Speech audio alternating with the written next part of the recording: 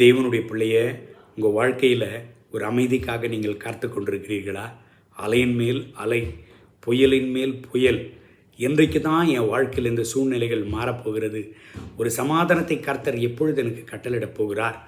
இந்த யுத்தங்களின் நிலைமை என்றைக்கு என் வாழ்க்கையில் மாறப்போகிறது? எப்பொழுது கர்த்தர் எனக்கு ஒரு ஜெயத்தை தருவார் என்று ஆண்டவருடைய திருச்சமூகத்தில் நீங்கள் காத்து கொண்டிருக்கிறவர்களாய் இருக்கிறீர்களா?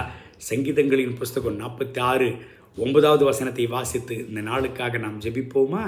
அவர் பூமியின் கடைமுனை மட்டும் யுத்தங்களை ஓய பண்ணுகிறீர், வில்லை உடைத்து ஈட்டியை முறிக்கிறீர், ரதங்களை நெருப்பினால் சுட்டிருக்கிறீர்.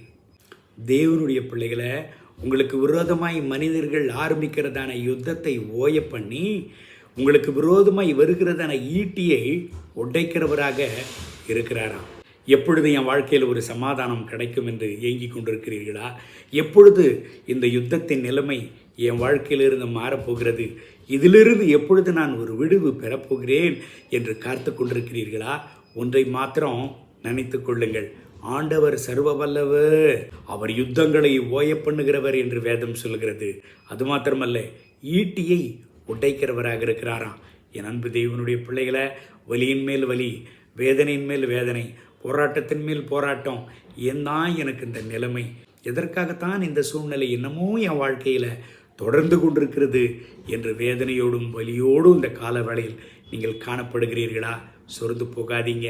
யாத்திரையாகமம் 14 வசனத்தை வாசிப்பீர்களேயானால் கர்த்தர் உங்களுக்காக யுத்தம் பண்ணுகிறார், நீங்கள் சும்மாவே இருப்பீர்கள் என்று வேதம் சொல்கிறது. கவலைப்படாதீங்க, சொர்ந்து போகாதீங்க, தைரியத்தை இழந்துடாதீங்க, விசுவாசத்தை காத்துக்கொள்ளுங்க, ஆண்டவருடைய திருப்பாதத்தில் நம்பிக்கையோடு இருங்க. ஆண்டவர் உங்களை கைவிடவே மாட்டார். கண்களை மூடி ஜெபிப்போமா? அன்பின் ஆண்டவரே, இந்த கால வேளையில் என்னோடு சேர்ந்து ஜெபித்து கொண்டிருக்கிறேன் அன்பு தேவனுடைய பிள்ளைகளுக்காக ஜெபிக்கிறேன். இவர்களை ஆசீர்வதிங்க. உங்களுடைய இரத்தத்தின் வல்லமை இவர்கள் மேலே இறங்கி வரட்டும். இவர்களுக்கு விரோதமாய் வருகிற அலை, இவர்களுக்கு விரோதமாய் வருகிற புயல், இவர்களுக்கு விரோதமாய் வருகிற யுத்தங்கள் ஓயட்டும் ஆண்டவரே.